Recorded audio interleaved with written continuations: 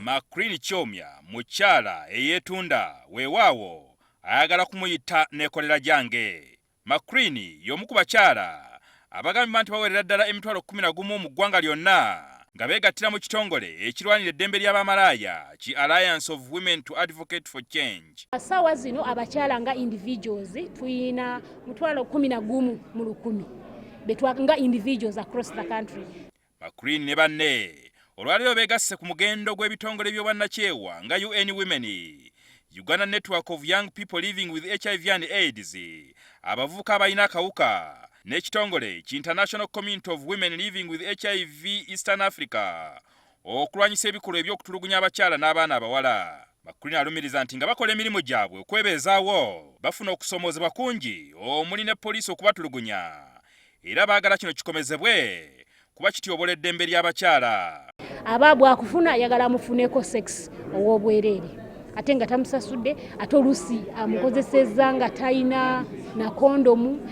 Bw'amufuna ayagala amuggyeko zino ssente ate n'amuteerako n'omutiisatiisa kwenkiwulira nti nina ssente zinakuggyeko kuba tebazigabirako risiiti ne babeera traumatized, oba n'amukwata byampaka takusasudde ssente zazitute ate akukozesezza. Dr. Daniel Byamukama avunaanyizibwa kulwanyisa mukenenya mu Uganda AIDS Commission agamba nti okunoonyeza kw'abalaga nti abakyala abakola obwamalaaya ekimu ku bibasindika mulimu guno kwe kutulugunyizibwa mu maka.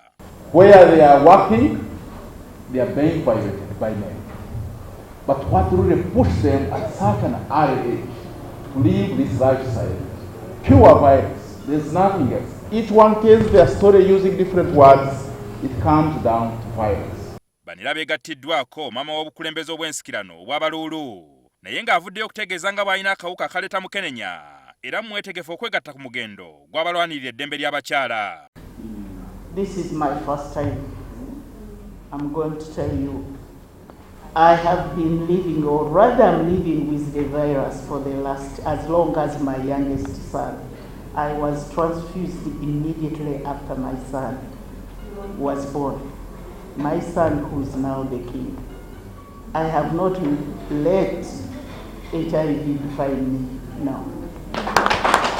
Yakulira poliisi evunaanyizibwa ku nsonga z'abaana n'ensonga z'amaka Olivia Wabwire agamba nti buli omwe wali poliisi waliwo avunaanyizibwa okuwuliriza ensonga zaabwe wadde nga balina okusomoozebwa kungi. We need to protect them further, but that will call for more services, like feeding them, accommodating them, giving them fair justice, and so many other things. Omukolo guno era gwegattiddwako ne Reverend Canon Gideon Byamugisha ne Dr. Margaret Mungerera, bano nga bemamu ku baludde nga balwanirira eddembe ly'abantu abalina mukenenya mu ggwanga.